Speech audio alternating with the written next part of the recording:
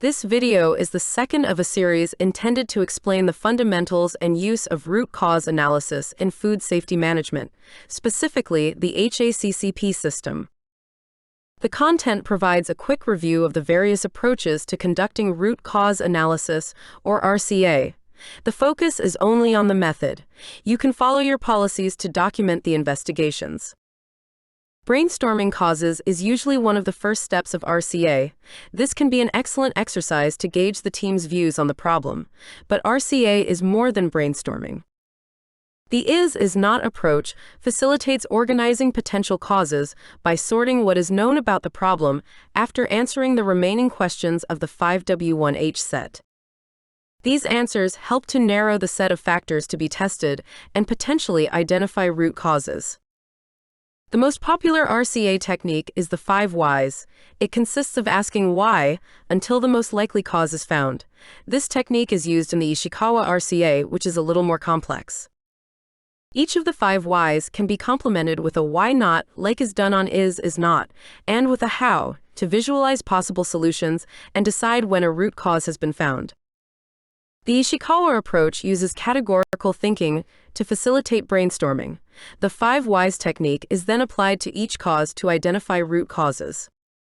Categorical thinking can have many practical uses, as it will be reviewed in the following videos of this series. Some categories are also considered noise factors or sources of variation. A less commonly known RCA tool is the Apollo method by Dean Gano. This approach is built on the premise that each problem is caused by a combination of at least one action and one condition. The creator of this method also states that root causes do not exist, and that the categorization activity does not contribute to a good analysis. A related RCA technique is the current reality tree from the theory of constraints. This type of tree considers multiple undesirable effects at the same time and determines root causes. Reality trees are built using sufficiency logic, also called if-then. Their approach also considers that 2 or more conditions or actions may need to occur simultaneously. Fault trees are built by analyzing events or failures that can lead to a fault. Their most fundamental component is the basic event.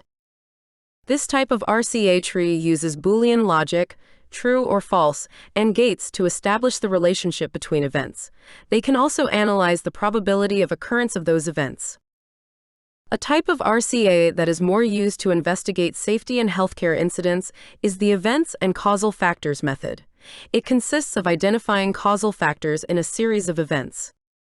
This method is assisted by simpler RCA methods like Ishikawa or tree diagrams to identify the root causes of the causal or contributing factors. The failure mode and effects analysis, FMEA, is not typically recognized as an RCA tool because it is a method applied preventively. This tabular approach could be used to manage deviations and corrective actions reactively. An established table or FMEA can help during an investigation to determine why things went wrong. The columns of an FMEA table can be rearranged to visualize the causal chain. Advanced FMEA users utilize the concepts of failure chains or failure networks to complete a better analysis. Process FMEA may provide the most familiar example of a causal structure. Each process step has a function that affects the product and customer. Failure in the function depends on the failure mode and its cause. Failure mechanisms are a new concept used to explain root causes. This concept will be reviewed in the next video. A new way of doing RCA is by detecting anomalies in a time series and determining its cause. The artificial intelligence methods are not clear to the author, but some may be related to VMEA. This type of RCA could be useful for managing assignable causes detectable in control charts. These control charts are useful in managing hazard reduction steps or critical control points. Traditionally, a set of tests has been used to detect assignable causes. These rules are known as Nelson or Western Electric and are based on the deviation that a few points take away from the mean. How points are positioned affects the data distribution. Some users of these rules propose grouping them by trends, which was the original intent of Western Electric. These trends could then be assigned to a specific set of causes that are known to affect the process. The resulting table could be useful to make adjustments in the process as variation is detected. In summary, there are several RCA methods, which range from simple to complex. RCA principles can be used reactively or proactively. Causal networks can be visualized using diagrams or tables. There are several types of FMEAs, and their associated concepts continue evolving.